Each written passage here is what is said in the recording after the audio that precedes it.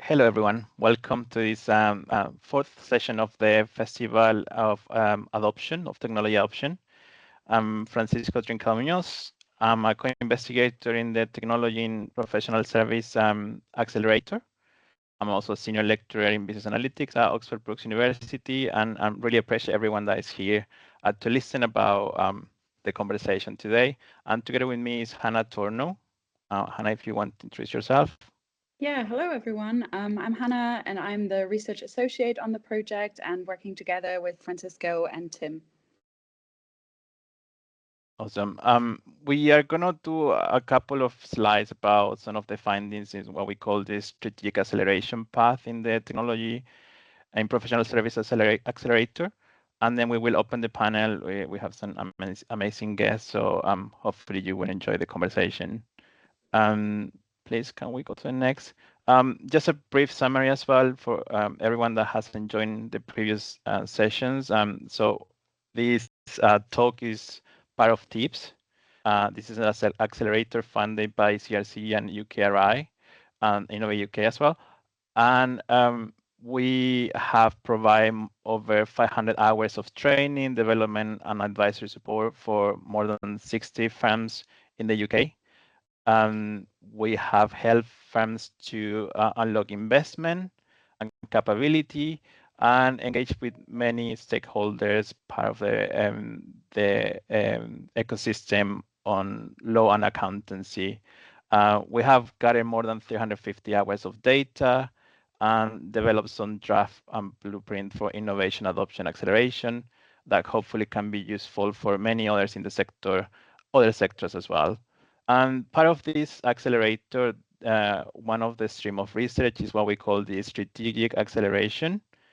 We've been working with mid-sized firms across the UK. We want to share some of the findings or key points that we've been looking into the technology adoption with the firms. So if you can go to the next slide, Hannah, please. So we have developed this model, which summarized some of the key points that we have found in the firms. First of all, it's really important for the firms to have a good project when it comes to technology adoption. And this is essential for getting the buy-in of the employees and the partners. We also recognize that most of the firms need to go through extensive testing and piloting of the technology. And this is essential for risk and the potential issues that can appear in the adoption journey. One of the key aspects when it comes to strategy as well is to have in consideration a mindset for growth. This is because of firms have to reconsider how they're delivering the services, their business model, adapting their offers, and also creating new business opportunities. And all of this is part of like reconsider your strategy. Another essential aspect is getting engagement from the people. In general, people is very keen to join adoption groups, but they lose interest, they get busy, billing is more important. So another aspect that is important to consider is how to keep engagement. And we have found that innovation teams, champions, educators, and other people that perhaps have some roles outside the box, they are essential for trying to keep engagement. Partly what we're talking today as well, organization change is one of the main challenges. We are going to hear, or we have heard many times that technology per se is not the challenge, but people. And when it comes to people, change is a key process. So it's important to consider this challenge from the existing system, the technology, but also from the practices and helping the professionals to move beyond billing. Addressing their concerns, for example, about reputation, liability, and try to enhance the focus on the client-centered approach. Finally, an important aspect that we found in the firms that we've been working is really important to consider what is success for each project and hopefully measure it. I think it's important to demonstrate how the adoption journey is getting to an end and how is the improvement that the technology is providing to the firm, so you can perhaps demonstrate this to other stakeholders. And sometimes success is not about the technology use and adoption, but perhaps to bringing people on board. and engage them with the technological change. So we recognize that all of these elements are important. They don't work isolated, so they work in a cycle, as you can see in the figure. If you want to know more, please, after the presentation, get in touch. We are happy to go in depth in each of the factors. Another important element that we have been looking into is trust. It seems that trust is an important factor when it comes to adopting technology. We have recognized there are different dimensions of trying to enable or perhaps impede trust in AI and technology. Some of them include the technology itself, the functionality, the predictability of the technology, but also the concerns of the people when it comes to being liable for lawyers, for example, or to understand who is responsible when it comes to technology. And as well, how you get influenced by people inside the organization, like your peers, leaders, champions, and so on. And the external influence, how we perhaps looking into social media or families, regulators, professional bodies that also influence. And two key elements of processes that we have identified to try to gain trust on technology adoption is creativity and learning. Creativity in the sense that firms have to be creative when it comes to engage the professionals again and try to understand how they're perceiving the benefits and the risk, and learning and to try to allow them to experiment, test the technology and in a safe environment. So perhaps you can make some mistakes in a safe environment for learning, on a sandbox and so on. And all of this will lead to trust. I will let Hannah to explain another of our streams of research as well. Perfect. So just following up from what Fran has said, adoption is not like a one-time event. It's a really long ongoing journey that companies go through. And what we found early on is that companies wonder, what does success mean in the adoption journey? And as Fran has said, some might think success means that we have a change in mindset. So we all of a sudden have a growth mindset, which also helps for future tech adoption projects. Others say for us, success only means when we get this efficiency and get the client value. So basically what we started doing is we started putting together a success matrix to measure what it means to be on this adoption journey, and also have this, this proof of the adoption journey that can be reported back to the board. So if anyone is interested in getting some more insights into that, we are very happy to provide this matrix, which gives some validation also on the board level. But this is not the last day of our TiPS festival. We also have another day tomorrow, which will be from 11 a.m. to 12:30 p.m.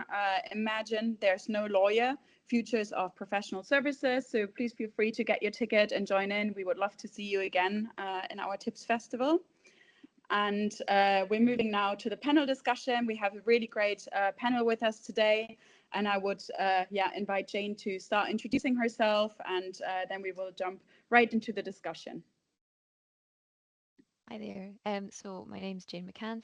I am a transformation coordinator at Thorntons. Thorntons is a mid-sized full-service legal firm. We're based in Scotland, and we have offices across Scotland. So we have approximately sort of 600 plus people working with us. And my role has been to look at adoption and engagement with AI with the TiPS project. Thank you. How about you, Aisling? Thank you, and nice to see you all. My name is Aisling O'Connell, and I am Head of Innovation Policy at the SRA, so the Solicitors Regulation Authority. I'm sure many of you will know, but for those who don't, the SRA is the regulator, one of 8 regulators in England and Wales for legal services, and we are the largest of them. So we regulate solicitors and law firms in line with our standards and regulations. And my role as Head of Innovation Policy is very much around helping our regulated community and consumers of legal services benefit from innovation and the adoption of technology. So looking forward to the conversation today. Thank you. Thank you so much. It's wonderful to have you. Would you like to introduce yourself, Tim? Yep, good afternoon, everyone. My name's Tim Vorley. I'm a Professor of Innovation and Enterprise at Oxford Brookes University and partner on the TiPS project. So it's great to be able to contribute this afternoon. Perfect. Thank you so much. I will start right away with our first question. So, in your opinion, what are the challenges for technology adoption that you have faced, Jane? So I think for us, one of the big challenges was really where to start. You know, I think it's a challenge that a lot of people find difficult because tech is so, well, firstly, the pace of the change is so huge, it's moving so quickly. I think there's a lot of concern around risk and what it's going to do for people's roles.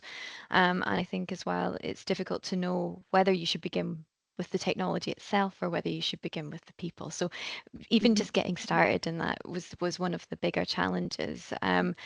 Because AI can be overwhelming. But I think one of the things that we certainly looked at to begin with was making sure that we put the kind of problems first, and that really helped to kind of guide us in that respect.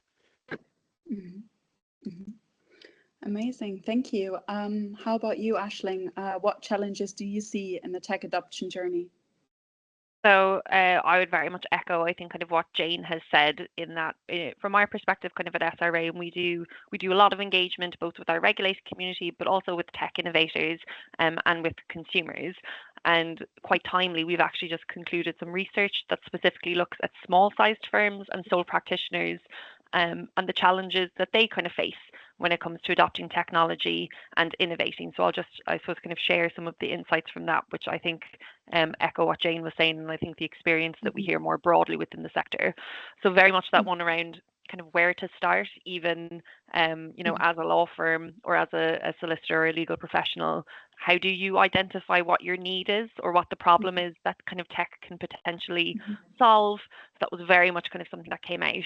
And similarly, then if you even do identify your need, how do you kind of navigate what's out there?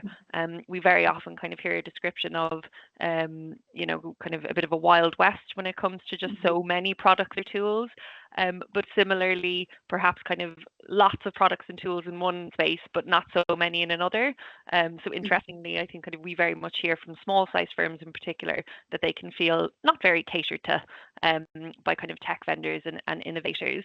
And then I think kind of other challenges linked to that kind of navigating the market is recommendations from trusted sources. So, you know, we often hear how there's appetite for things like kind of kite marking or kind of quality assuring of particular vendors.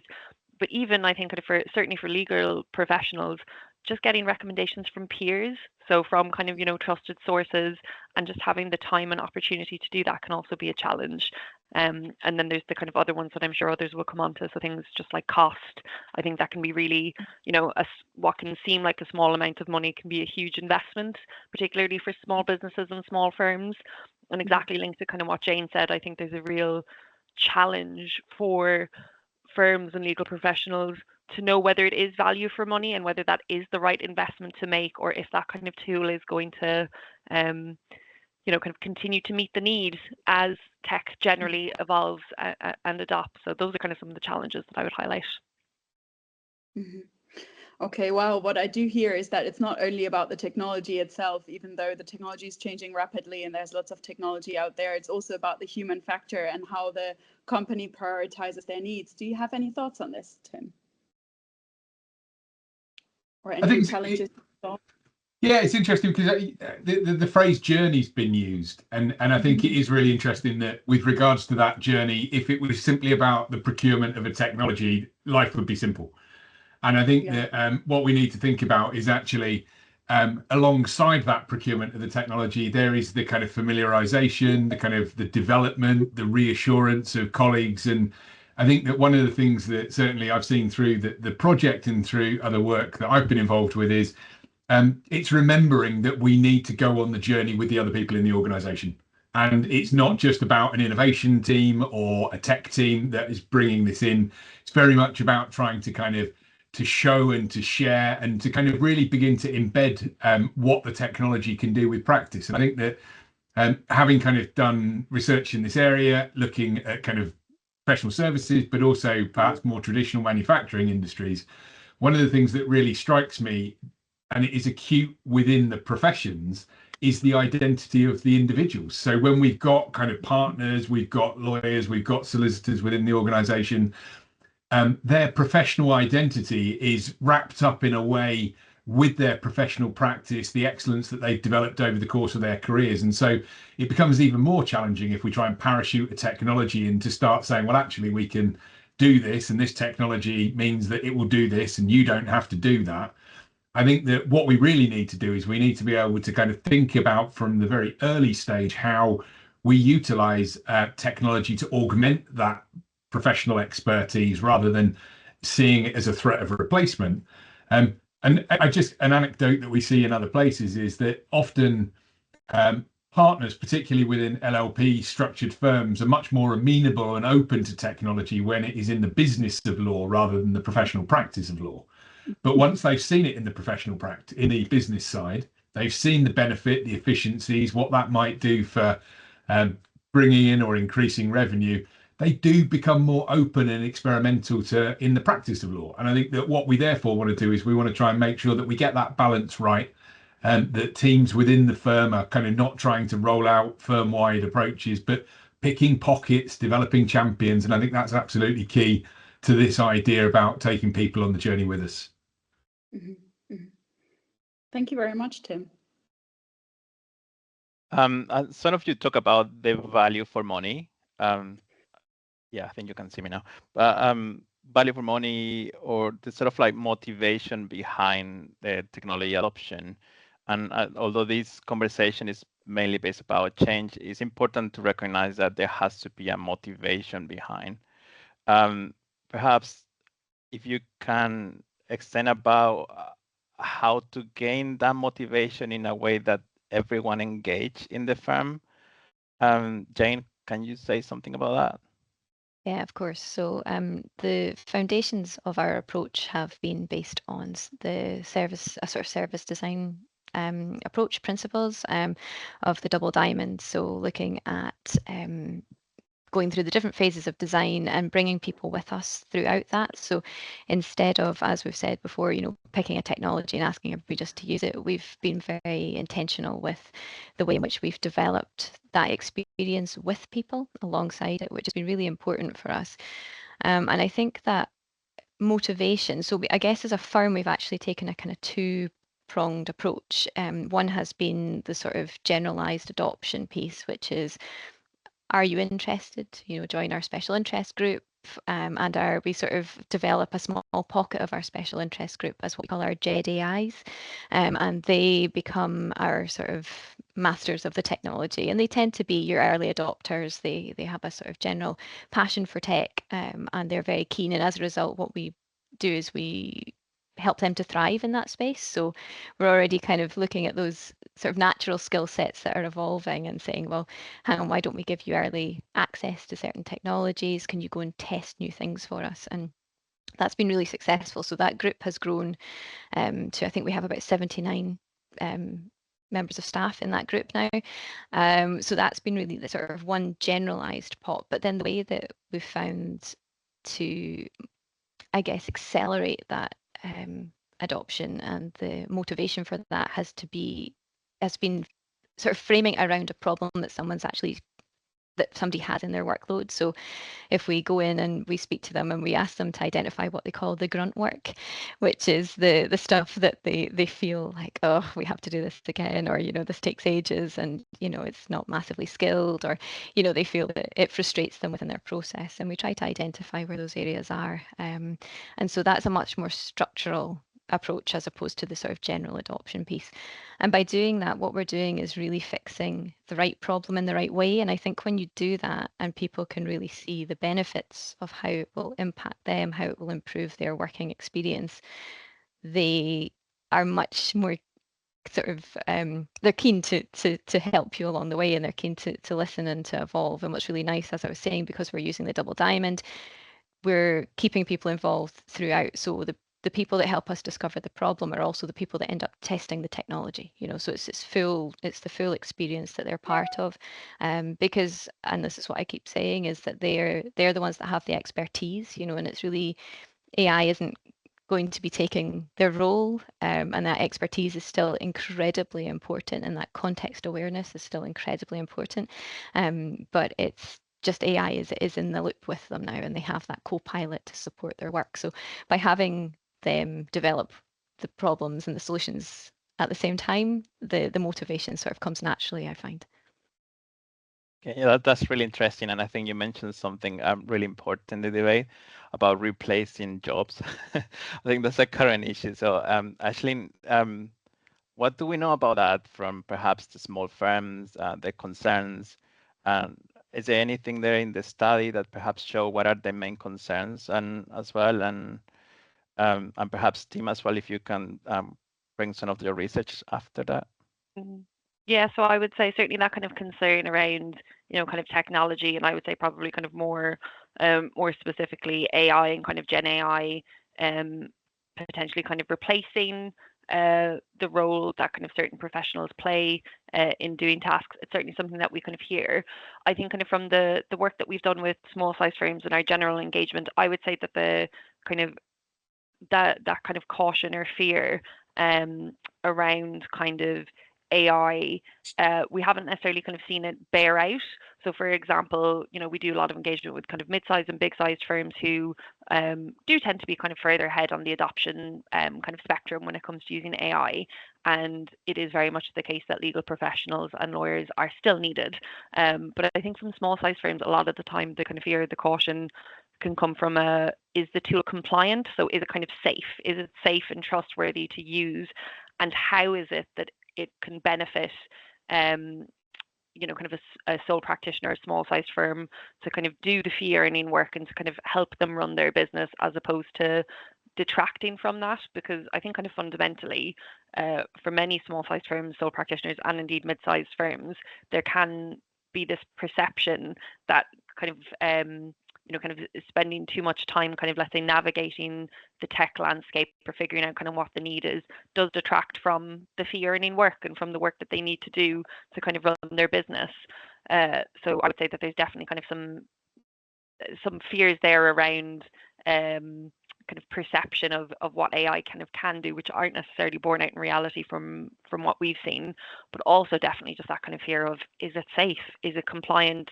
Is using this tool actually going to be a potential breach of some regulations, whether they be kind of professional or kind of data protection? So I would say there's a lot of, kind of that natural kind of caution or risk aversion that is true for many legal professionals. I would say kind of they have questions about the safety and kind of quality of some tools.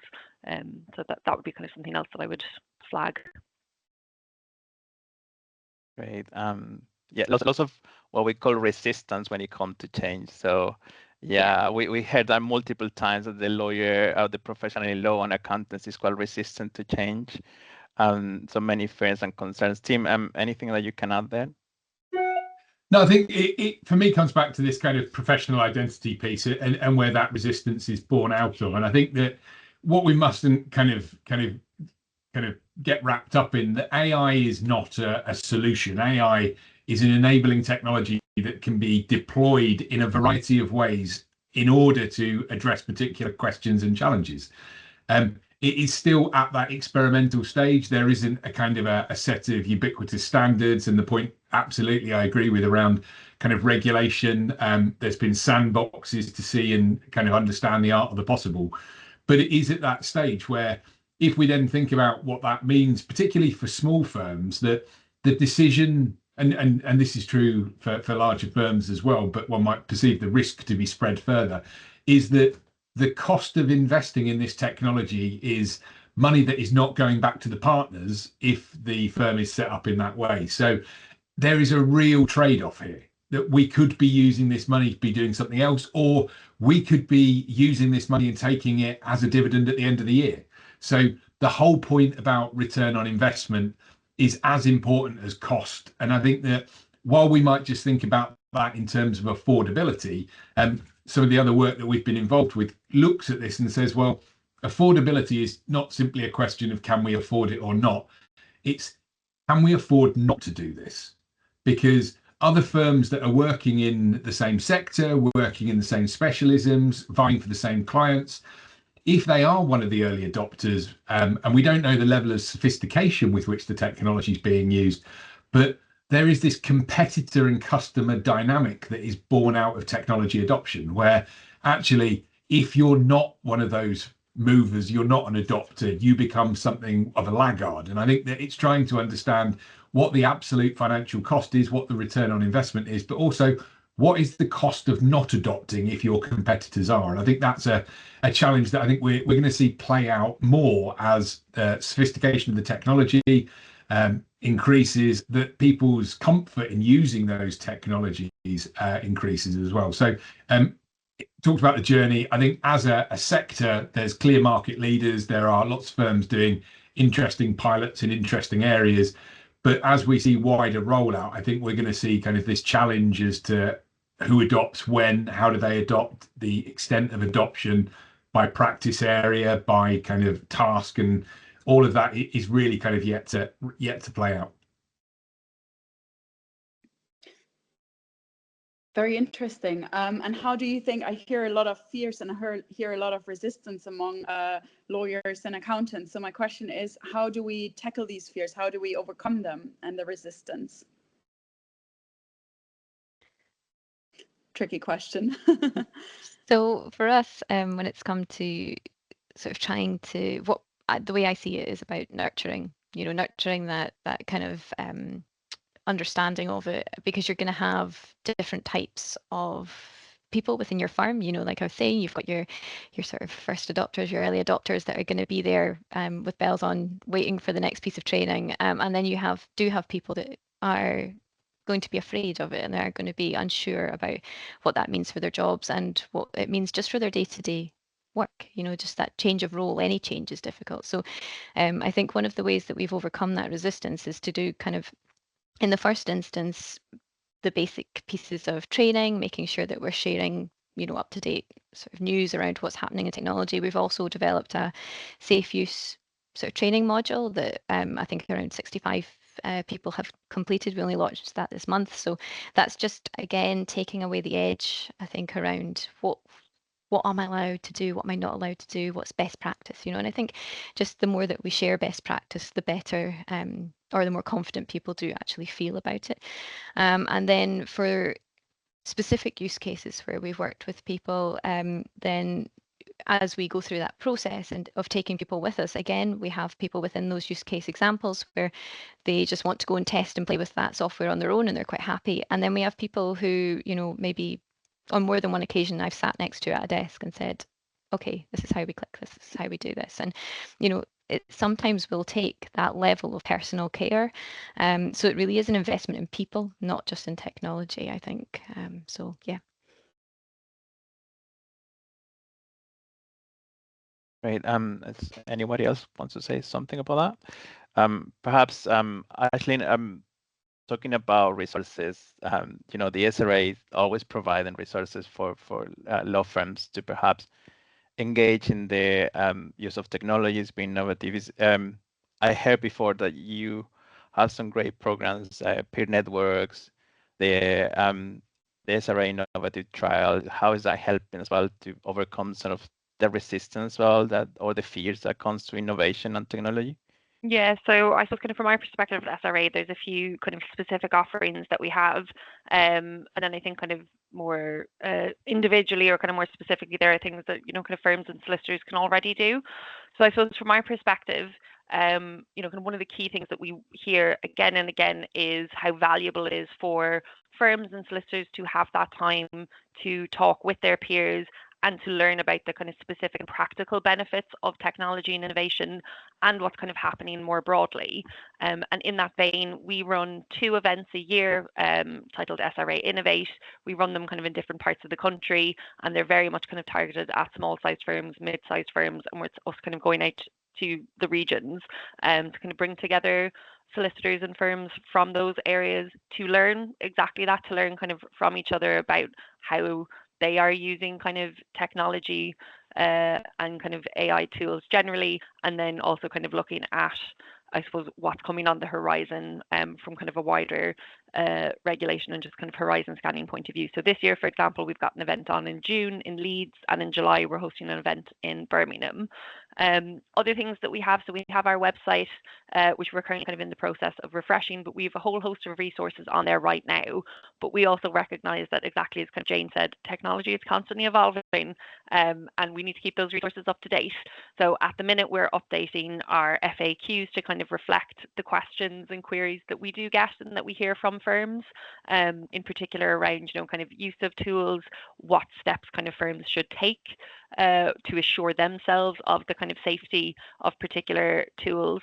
And then one other thing that we're going to be publishing soon as part of the small size firm research is some case studies, because again, that's something that we often hear from firms and from solicitors, that it's really valuable to have that kind of illustration of what someone else has done, whether they be in a similar practice area or kind of a similar size when it comes to adopting technology and innovation. But certainly kind of a big focus for me and my team in the coming year is enhancing what resources we have. So beyond kind of updating our FAQs, we're also looking at what else we can and should put out there, including thinking about providing specific guidance from the SRA on aspects of tech adoption. So specifically in relation to AI, we often kind of get questions around, for example, use of data and kind of client data in particular, and what our view and kind of expectation is on that. So that's kind of lots of the stuff that we have kind of going on from a firm perspective. And then we have kind of other work around consumers and actually starting to understand from a consumer point of view. They too are starting to use Gen AI tools and are using Gen AI tools increasingly. They're likely having different conversations with their legal professionals now.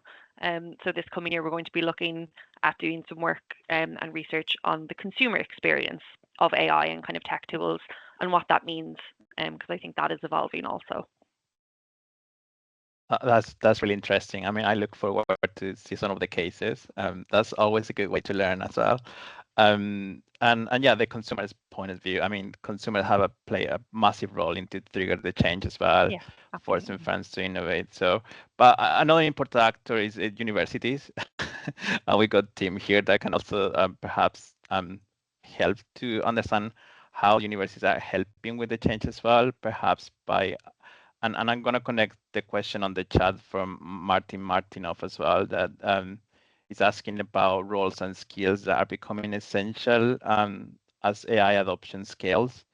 And a big factor in the market at the moment is upskilling, bringing new skills to firms. And that's an important way to change and to bring change to firms. So what are the universities doing, Tim, and how we can get better into bringing new graduates with skills in technology and perhaps more prepared for the new type of organizations?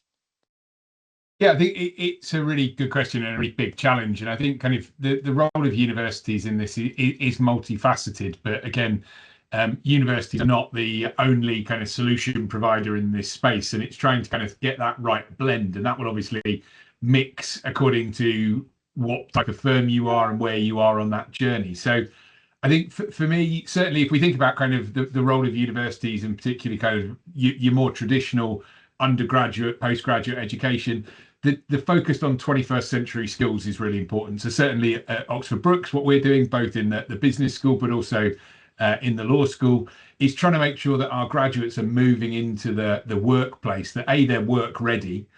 We talk a lot about employability as well, but that they can demonstrate that they have the skills and the aptitude that really are going to see them succeed in the workplace. And certainly where I think about the kind of programs, whether business or law programs, it's not necessarily trying to get those learners to go into the world of work as coders or technical experts, but it's about having those boundary spanning skills that really help them think about how they can work in those spaces, how they can help navigate those spaces.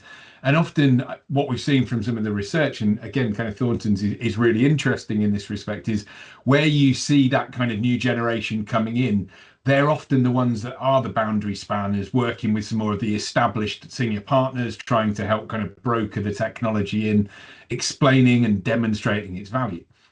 Universities also have a really important role in the kind of wider lifelong learning. So doing those kind of short courses that allow people to upskill. And again, kind of the kind of things that we're involved with in that space go from the kind of one-off 2-day type courses, but right the way through to kind of credit bearing and stackables, which are interesting.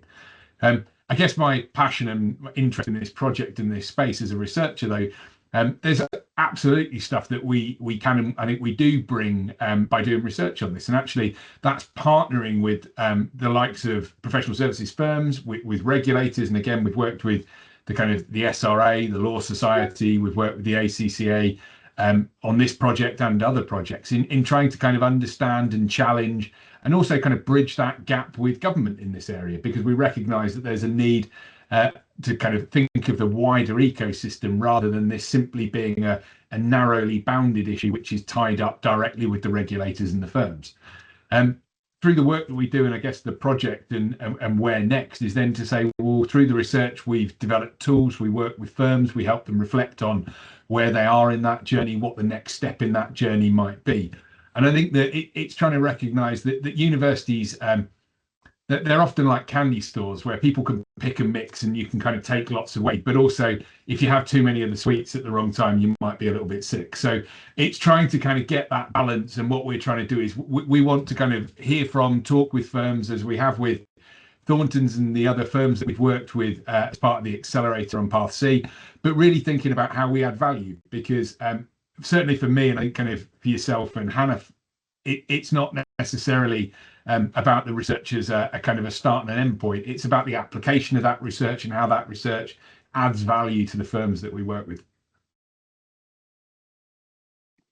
Perfect, thank you. I hear that change is happening on every level, and one of the key questions is, what kind of culture do we have in the sector and also in the companies? And while the technology moves so quickly, sometimes maybe the culture and the change that needs to happen just takes way too long to really pick up with the technology. And there is this natural resistance, which I absolutely understand, that lawyers say, wow, this is going way too fast. So my question is, Jane, how did you feel about your culture change throughout the whole time you've been on this adoption journey since last year, and also before that? And how do you feel like the culture needs to change in the sector to be ready for all the technologies and the rapid changes that are to come? I think that's such a good question. Particularly, I think it relates to a couple of things that we've spoken about already. And one of them is that sort of move from, are we improving things from an efficiency point of view, or are we doing it from a competitive point of view? Because we're in that space now where for a long time we've been able to maybe add technologies just to become more efficient, but we're now really thinking about how does adding technology mean that we're still competitive in the marketplace in a very quick turnaround. So we're seeing that loop of change becoming shorter and shorter around how quickly we have to innovate to be able to remain competitive. So as a result, I think cultures will have to begin to evolve and to become more comfortable with evolving. And I think that's a piece that design has really brought to Thorntons. And it is the idea that getting used to being uncomfortable is a really lovely skill for the future, because we like things to stay the same, don't we? We like to know what our role is. We like to know what our skills are and our expertise. However, I do actually think in the future that expertise is something that will have to become flexible. Our roles will become flexible, and even just seeing from what's coming out of our JDIs is those real key players in technology, and should time be leveraged for them to evolve into technology? Perhaps, there's questions around how do we allocate time and workload, and can it be by interest instead of by experience or skill at that point? So one of the great examples is that we have our catalysts, and I think it speaks very much to what Tim's saying there about that bridge between university and industry, where our catalysts are trainees, but they'll come on to be trainees, but they're sort of being developed as legal analysts a little bit just now. And what's happening is we're obviously getting the traditional skill set of a university student, but we are kind of framing it within a technology wrapper, if you will, so that we can look at, well, how would we bring in tech first legal support, and what would that look like? And that's been really fascinating to look at. Well, actually, it's brilliant to have people that can come in and look at tech and use tech within their process and be able to highlight areas that can be improved. And not only that, once we've kind of looked at what those improvements could be, they can also help us to implement those changes. So, actually maybe low tech kind of coding, looking at, how we can sort of go out and test that within departments. And so, yeah, looking at maybe how we use or work with trainees and different roles is going to be really critical, I think, for the future. And I do think that we will have to develop those slightly more human skill sets. So it's not going to be about how much you can remember, how much you can read, what expertise you have. It's actually going to be about, as I was saying before, how comfortable are you being uncomfortable? How empathetic are you for others? What, what other, if we're going to leverage time, what are the skills that we're going to double down on? So if we're not going to be reading as much and drafting as much, what are we going to be doing and how does that add value to the business as well? So there's a bigger picture piece that has to go alongside it, but I think we have to get comfy with innovating much, much quicker. Perfect. Thank you so much, Jane. What I do hear is that the whole tech adoption journey is basically not the responsibility of one role of one professional group. It's rather a collaborative effort that we have to drive where we co-create knowledge. Tim was just mentioning how universities and research teams can work with the industry together in order to drive this adoption together and learn. So Aisling, I'm wondering, what do you think is your perception from the SRA point of view on how we can create this knowledge together and collaborate and create this culture of supporting each other on the adoption journey? Yeah, I think it's a great question, and I think kind of just to say, like everything that Jane said, I absolutely kind of agree with, and I think I think kind of one particular point that we can kind of continue to utilize within the legal sector, and I think kind of tech and increasing use of AI can help with this, is the kind of trusted role that legal professionals have to kind of navigate risk. Like so often, I think kind of, people want to use a legal professional to kind of gain their expertise and to kind of help them, kind of they look to them for certainty. So I think there's kind of there's an interesting kind of paradox here, isn't there, kind of with adoption of tech, where it feels like there's a whole element of uncertainty, and I think that kind of can be particularly challenging for the legal profession. But I guess kind of from our perspective at SRA, collaboration is essential when it comes to kind of supporting technology and innovation generally within the sector. We do that, I would say, kind of weekly, daily. It's very much, kind of bread and butter part of what we do in innovation policy. And we kind of see, I suppose, collaboration working on multiple different fronts. So, for example, we think it's really important that regulators collaborate with each other. So we do that already with other legal service regulators. We sit on a forum, the Technology and Innovation Forum, that's convened by our oversight regulator, the Legal Services Board. We just had that meeting yesterday, and that's a really helpful kind of group where we can just share regulator to regulator what we're doing, the challenges that we're seeing, and how we're kind of starting to navigate those challenges kind of from a regulatory point of view. So that's a really kind of powerful initiative. And then kind of in a similar vein, there are broader initiatives and kind of groups that bring wider regulators together. So we have a huge amount of them in the UK. The ICO, for example, convene a regulators and AI working group that can have kind of hundreds of people on the call, but it's a really valuable opportunity to see how other regulators themselves are even using technology and AI to regulate and to kind of carry out day-to-day activities. And you can see certain regulators who just have a different kind of structure and legal framework, they are so far ahead in how they are using AI and tools, for example, in delivering their functions.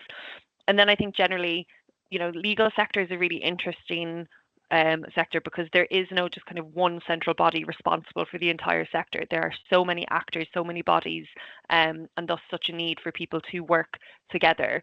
And we do that through specific projects. So for example, we've just concluded a regulator pioneer funded project where we've worked with the Law Society, we've worked with Bangor University, we've worked with the Access to Justice Foundation to really kind of look at how we kind of as individual organisations and thus collectively can support increased use of online dispute resolution tools. And looking ahead to kind of the next year, we very much expect to continue to collaborate with others, both through those forums that I've listed, but also on things like the consumer research that we're going to look to do. Because I think kind of very much it's already been said, I don't think any one organisation has the answer to this problem of increasing adoption. And I think it's incumbent on all of us to kind of work together wherever and whenever we can on either specific projects or to produce, kind of as much clarity and information as we possibly can for our sector and for consumers more generally. So that's just kind of some examples, I suppose, of collaboration and action from the SRA's point of view. I mean, that's fantastic, and also I like to see that this sort of like cross collaboration across sector and regulators. I think there is a lot to learn from other sectors. We've been able to see accountancy and law, how there are some similarities, but also challenges that are shared that can be addressed in a similar way. To look at finance, so it's important to perhaps have a more holistic view. And I understand, Tim, that you're doing part of some interesting work with the CBI or the government on this. Um, how is it going with that? And how is the collaboration across sectors and actors? Yeah, well, so it's a really interesting piece of work, and it kind of sits with, I guess, kind of some of the things that we've been talking about this afternoon, and what we're also doing with the TiPS project. So one of the projects that I'm involved with is working with government, feeding into the technology adoption review. And it's a piece of work that's not limited to professional services. So we've taken a much kind of broader perspective across different types of sectors, but looking at some of the challenges that are associated with technology adoption. And we use something called the TOE model, which looks at the technology level, the organization level, and the external level, to try and understand and distill a range of factors that affect how firms think about and make that technology adoption decision. So this isn't a project that is concerned with the intricacies of adopting. It's about that adoption decision. And I think that the first thing that I'd say, many of the factors that we're talking about, whether that be kind of external standards and regulations, sector norms, competitor and client dynamics, those external type factors, they absolutely influence what goes on within the firm. So those kind of the business culture areas, whether that's leadership, whether it's the business's risk profile, even the kind of attitudes of employees matter, as well as the ability to access skills and affordability. And then you've got the kind of technology level, where it's about thinking about the systems alignment. If you're going to bring a new technology in, how does that relate to what you do?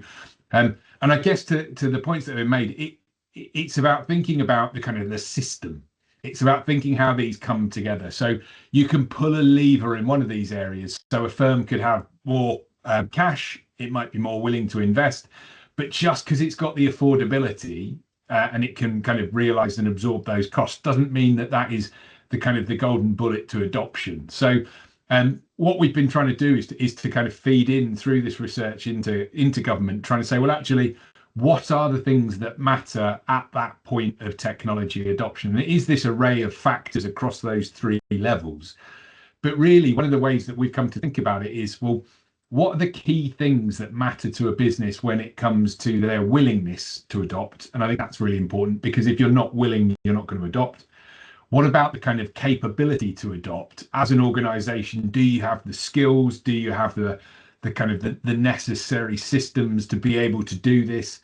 And then the capacity to adopt, because it's not just about having the willingness and the kind of the skills and the attributes. You need to be able to do this alongside business as usual. It's about that kind of integration. So the work we've been doing has really been trying to think about what do good interventions from government side look like, but also if firms themselves think about this in terms of willingness, capability and capacity, how does that help them situate themselves on the journey? What are the things that they need to do? And again, just by way of kind of some of the things that have come out of that work, often firm-wide leaders in kind of medium-sized firms as well, that kind of C-suite, they might often have that kind of that willingness. They've got that kind of direction. They see themselves as wanting to adopt. But the question then is that consistent throughout the whole firm?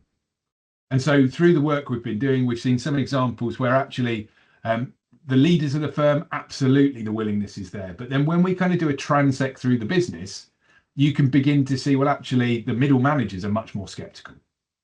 And so we've got this kind of inconsistency between the layers of leadership and management within the organization. And I think for me, one of the interesting things as a firm in this space is to try and understand, well, what is the firm's position? How do you understand where your people in that organization fit? And it comes back then to, if you understand that, you can address that. And again, kind of the question from Martin there in the chat, I think kind of really kind of resonates here, because you can begin to start thinking more about, well, what is it that you need to do to create buy-in? How do you demonstrate what works and the difference that it makes? So again, the research is there to try and highlight the different factors, but also then how these factors come to be actioned and interpreted at the firm level at that point of the adoption decision. And like I say, I think that we could all sit here now and think about within our own organisations, whether that is a university, whether that is within a professional services firm, but actually what is the willingness, the capability and the capacity to adopt? Because we all have constraints. We don't have infinite resource, and what we invest as a resource in one area, as I said earlier, means we're not investing that in another area. And I think that, again, trying to help firms, and again, I think kind of great examples there from the resources that the SRA have to be more confident in making those decisions is really important. And I guess within the system, the one thing that we need to do is to make sure that at the same time there's not information overload. Because if everyone's offering different advice and everyone's had a different experience, the danger is actually that results as kind of coming back to what's been referred to as this kind of AI winter, where we just get frozen out. No one really wants to make any decisions and nothing wants to progress. So we're then not benefiting from what the technology can help us address in terms of those opportunities and those challenges. And that's kind of, to my mind, a bad thing for the sector, but it's a bad thing for firms and the economy writ large as well. So we definitely need to try and make sure that we're doing what we can to support each other on that journey, because while there is a competitive dynamic often between businesses, that actually a lot of the things that we're talking about here and the level of the technology, what it's being used for at the moment, is not at that transformational edge. We're talking about trying to make sure that we've got the basics, the nuts and bolts in place, and we're working in that common direction where the technology then will advance and we'll be able to benefit from that even further. Yeah, can I actually add to that a little bit, Hannah? Is that okay? Just before you absolutely. jump in, just Go because I ahead, thought yeah. it was really interesting. Because Yeah. it's interesting always to hear about these things at a kind of theoretical level, and then the reality of kind of trying to get them to life in practice. And I think one of the things that we certainly probably all could do as a starting point for that is almost a little bit of an audit around what are we doing right now. You know, do our structures and processes, do they currently work for us? Because sticking AI on top is not the plaster that everybody's hoping for. And I think it's a really good time to be quite reflective as a practice, and also to be quite honest with ourselves around, you know, does our change management system work? You know, is it robust? Is a new change going to be adopted easily? Are our current changes adopted easily? You know, because what we're seeing is that this will be a sort of quicker and maybe we'll have more barriers. So how are we doing it currently? And even things like, how long does the process currently take us? You know, are you measuring the right metrics and measurements that are going to allow us to really say, are we seeing organizational, you know, change? How are we interpreting that external voice? You know, what is the difference that we're making? What are the current metrics? And so really taking stock of where you're at the moment is going to be able to help us to see whether that toe approach, which I really like, I'm never going to forget that one, Tim, toe, for, you know, is that actually going to be something that we are implementing successfully? Because where was it when we started? And I think that's a piece that people can do right now, and it really helps us as well. Even things as you were saying there, Aisling, about, you know, the risk aspect. You know, do we have a good format for taking things through a risk process? You know, what does that look like now before we even have anything to put through? Are these things, are the foundations and the building blocks in place to help us to get there? So yeah, I just wanted to add that in, because I feel like that's one of the pieces as we've gone along. We've sort of realized, you know, we've sort of gone, oh, we've got AI, but actually we need to check in. How many of those are we currently doing? How long is that currently taking us? Are we mapping that process so that we can compare and we can show and we can prove the impact of the work that we're doing? I think that's really important. Perfect. Thank you so much, Jane, for this great comment. I've heard a lot of good things from you, Jane, Aisling, and Tim on how to manage the adoption journey and how to manage this change. But as you rightly said, Tim, there might be an information overload, and especially as a small firm, you will wonder how do I start and where do I start, especially with the limited resources, some resistance to this change. So my question is, what is your final takeaway for a small firm that would like to go on the adoption journey and that's listening in today and wants to know where do we even make a start with this? What's your one point of advice? Could you share that, please? Who would like to go first? Yeah, I'm happy to go first. I think my kind of one piece of advice would be to start with what you have. So kind of start small. So start small by kind of defining a small problem that you think is kind of going to be relatively easy to solve and that you probably do have kind of internal capital to solve, and look at kind of the tech you already have available to you. I think there's a huge amount of kind of power and capability in the tech stack that many firms already have that they kind of maybe could use more powerfully or more fully. So that would kind of probably be my piece of advice. Start small and with what you have. I'll go next. Thank you. How about you, Jane? I think for me, it's about really keeping people at the center of it. You know, I really think that by taking people on that journey with you, that you have much more buy-in. There's much less resistance. We really have, you know, you have supporters and you have people that will advocate for the work that you're doing if you take them with you. And I think alongside that, it's also being very clear and transparent around how challenging it can be, you know, not sort of sugarcoating things, but actually being, you know, honest and explaining the importance of that discomfort of that process, because I think that is that human skill set that we need to develop as we go, as a workforce, for the future. I suppose my kind of thought would be, don't believe the hype. I think that it's a case of what we need to be is realistic around what AI and technology can help us achieve. It's not going to transform the sector overnight. And it's as in believing that and trying really to kind of keep up with what's going on, is seek trusted advice. I think that there are different sources out there, and that comes from the likes of the SRA and other regulators. I think we certainly see lots of evidence coming from other trusted advisors. We see often the technology providers trying to kind of talk and give advice as well. But it's talking to peers. It's trying to kind of understand what's going on, what works and what doesn't. And I guess kind of the examples that I've seen through the research as well is also learn from the failings of others.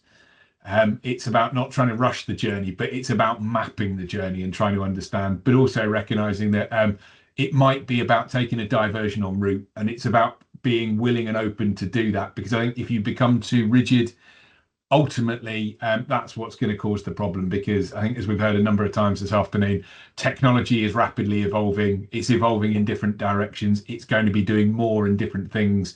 And so we don't want to kind of get into that position of hype where we try and become the AI enabled law firm, because quite frankly, even at the top end, it doesn't exist. It's about trying to have appropriate solutions to real problems and implementing them effectively. Right. I mean, that's really nice advice. And I think it resonates with some of the findings that we have. I think it's important that firms recognize that they have to prepare for any technology, not just AI. And as you say, Tim, as well, go beyond the hype. AI is not a Rolex that you just have to have because other people have it. It should be a decision that is informed and based on what your company needs. So sometimes it's good to take more a problem approach of what is the problem that AI is going to solve, or what is the improvement AI is doing, rather than just having to adopt AI because other ones are doing it, or the market says that you have to do it. So good. So interesting points. I think we're closing with this, but we're going to have some questions. Before I forget, I have to remind everyone that there's another session tomorrow from 11 to 12:30, which is called Imagine There Is No Lawyers. That's really interesting. If you're buying a house, that could be a really good thing. Yeah, so please sign up for that. And then now we have some questions in the chat, and if anyone else have any other questions, please, you can post them in the chat as well. I think I'm going to come back to Martin. Martin, would you like to ask a question? I think you're online. I can see you in videos. Do you want to unmute and ask a question? Which one? Sorry, I I had a few more, but I didn't want to. Pick the one you like the most. No, I mean, I think actually kind of building on the last point, and especially, I mean, I came from Accountex kind of the expo yesterday, and I'm reflecting on some of the work that we have been doing within UKI's kind of program around supporting startups. On one level, you can say there's plenty of applications out there, so it's not like there almost like every possible problem, challenge that firms, legal, accountancy have. There's someone offering an app or solution right now. So on one level, you can argue that basically we don't have to develop anything new. We just have to think about how we adopt tools.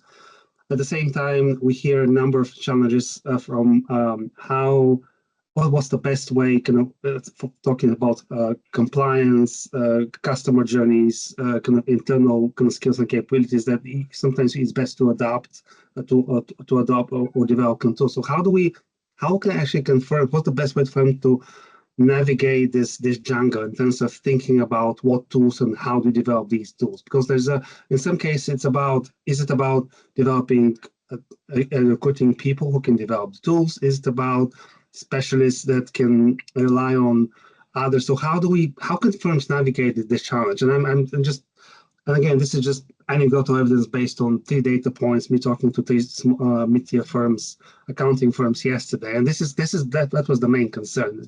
They engage in the conversations, they understand some of the challenges, they see the need for them to, but for them, it's the most challenging thing is how do they start on this journey? Because I mean, and actually, Tim, your point about learning from failure is really good. I mean, 2 of the sessions that I enjoyed was about people talking, like John Toon and others talking about their failures in adopting.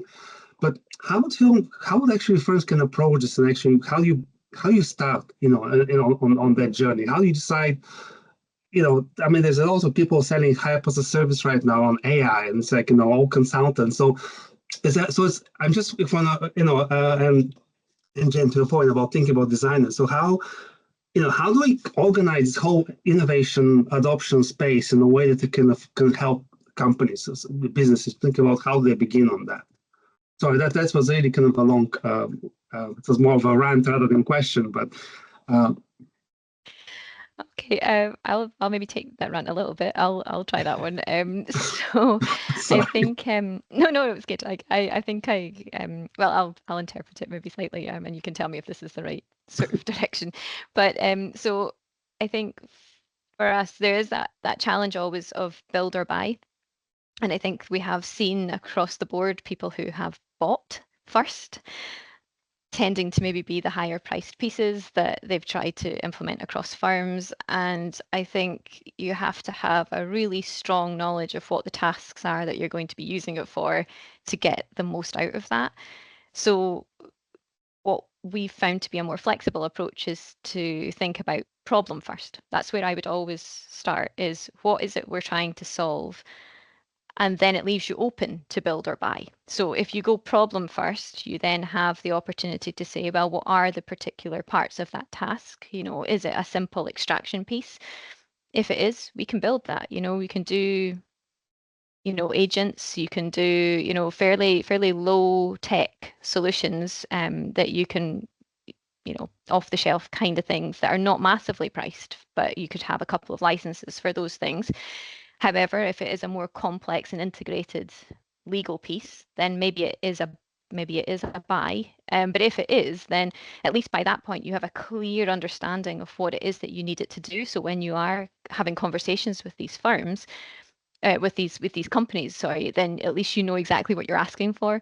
Whereas if you just have a sort of general idea of what it is that you want to improve, but not the specifics of what that task is, you're going to find time and time again that you just become frustrated with it and you won't have the adoption. You need it to solve the correct problem in the right way, if that makes sense.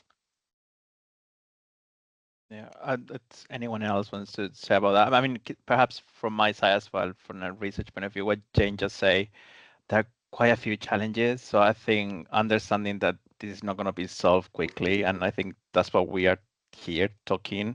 It's not one challenge; it's multiple challenges. And as I think Hannah put this at the beginning really well, it's a journey.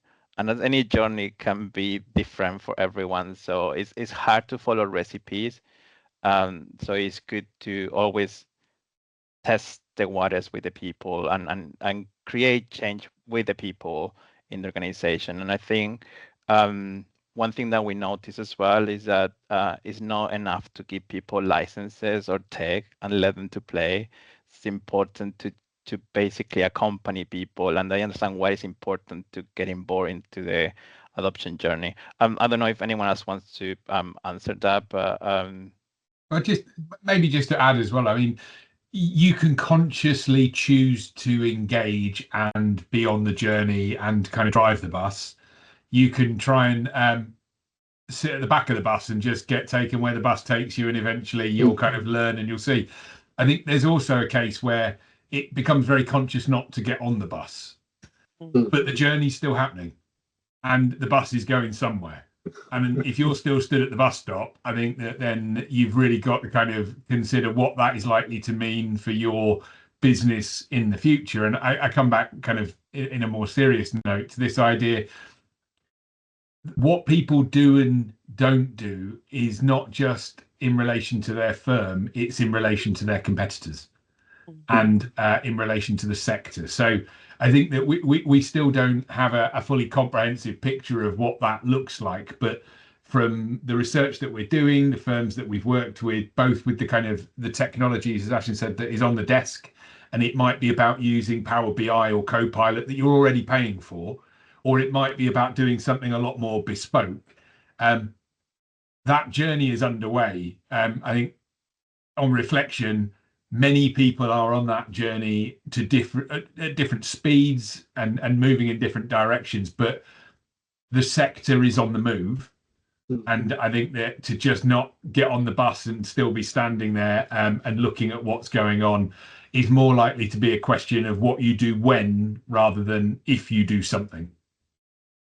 And can you just kind of build on that? Because I think that's really important when you talk about the sector. And one of the and actually I have to kind of a funny side to this journey aspect, because one of the things we mentioned when we talked yesterday with one of the firms, because he said everyone talks about journey, and said like it sounds like taking a holiday from my commercial pressures, and wow, I would love to do this. I don't have the luxury because we're only a two-partner firm. We cannot take we cannot just go on a week-long innovation journey and holiday because when we come back we have lost the client and so forth. And I think the joke aside, I think there's an important concern when we think about how the profession is going forward, where to what extent technology innovation could actually widen this gap between the 2-3 tier profession. We'll have some of the big firms have invested a lot. They can have own organizational change departments and they can manage kind of this process, and some small firms are trying to catch up, and some of even kind of smaller practices that basically don't have the resources. They just expect someone to tell them like, here are the 5 options, or come join the TiPS Accelerator cohort and we'll lay out the path for you. But how do we, what's the, I don't know, I'm sorry, again, I don't have a question, it's more of a rant, but how do we what is this wave that we need to create to ensure that the profession as a whole kind of advances? Because it's a real challenge. Not all firms can. Some firms, for some firms, this is pure luxury and the only option they have is just if they can afford to get a ticket to sit on the back of the bus, and some others will just watch it on YouTube while the bus is going on that journey. But what's the what's the approach? What are your thoughts on how do we, or is there, I don't know. Again, sorry, it's more of a rant rather than a question. Sorry, it's not helpful, but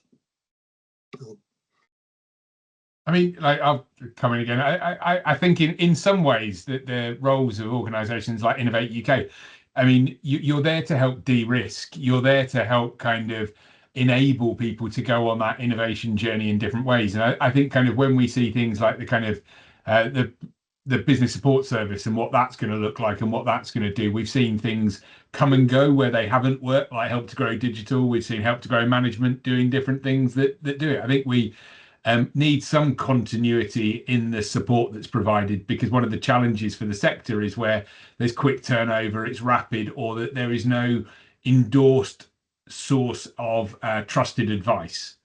And I think that, again, you've got that where within certainly legal and accounting, the regulators are trying to enable that. They're trying to kind of make and provide that through sandboxes, continuity, working with firms, but ultimately they are regulators. And I think that it's trying to kind of, again, think about who else is within the ecosystem that can help make that happen. And projects like TiPS, organisations like Innovate UK, all have a role to play in trying to be that catalyst to innovation, and if anything, trying to overcome what some of the challenges of being innovative in these sectors, but ultimately other sectors are as well. So I think there is that need for pump priming investment. There's the need to try and develop demonstrators and use cases.